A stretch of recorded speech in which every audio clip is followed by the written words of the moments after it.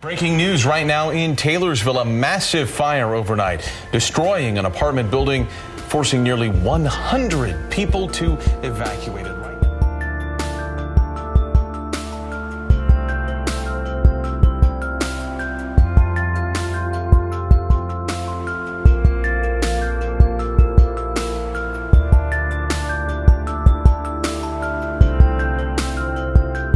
What we was doing was we just wrapping up with the shift, and me and Joel were the superintendents on the job, and we just kind of made a loop through the whole job like we usually did to check, make sure everything was in order. And we was actually talking to Robert, UDOT inspector, and we looked over toward the apartments and we noticed a big black cloud of smoke. You know, we figured it was a fire, so we zoomed over to see what was going on. Everybody got up at the same time and just ran outside and looked, and there's like flames everywhere. So we called 911 and got them on their way, and Joel pulled around the side of the complex, and we just got out and started pounding on people's windows and knocking on their doors and telling them to get out. When we got from the back, when we were pounding on the windows of the front, you know, there was a lot of the people coming out of the front doors, and there was one lady just screaming, hysterically crying because her cat, she had one cat and there was one cat missing. She couldn't find her cat and she was headed back in, and I says, no, I'll go in, I'll get your cat. And I went in and I was lifting up her bed and going through her closet and trying to find this cat, and she was right behind me, and it started popping the lights because the one right next door is fully engulfed. And I says, your cat, I says, I promise you your cat will come out. We'll leave the door open, your cat will come out. Let's just get you out of here. It's not safe. And I don't think if I was there, I think she would have burned trying to find that cat because she just loved that cat so much. But Yeah.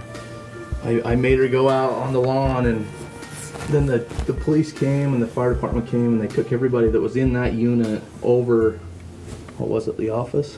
Yeah, in the office. And what, 10 minutes later, 15 minutes later, here comes this cat, like right to me. Right to it, yeah. Like right to me. I mean, there's 100 people and there's this cat, and it's the orange cat that she described. I'm like, Cody, this is her cat. So I stayed with the cat, and he went and found her and brought her back, and it was her cat, and man, she was happy. She was happy. Yep, it made her day. It saved her little family. She loved that cat. You guys are on the night shift all the time? No, Just on that project. Just on that project? How do you feel about him working on nights? I get the bed to myself. Are you able to let him get some sleep during the day? it works out.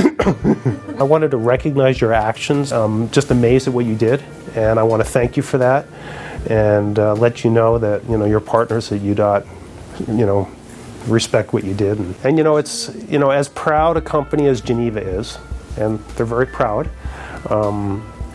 I'll just tell you a story. I had a very, very large, in the consulting world, they've been consolidating. And there's fewer companies, but they're massive. And this was a very massive company that doesn't do a lot of work in Utah, but the Western Regional Vice President was in my office a couple of years ago, and he spent 15 minutes telling me how big they are, how many people they have. And I said, you know what, I really don't care.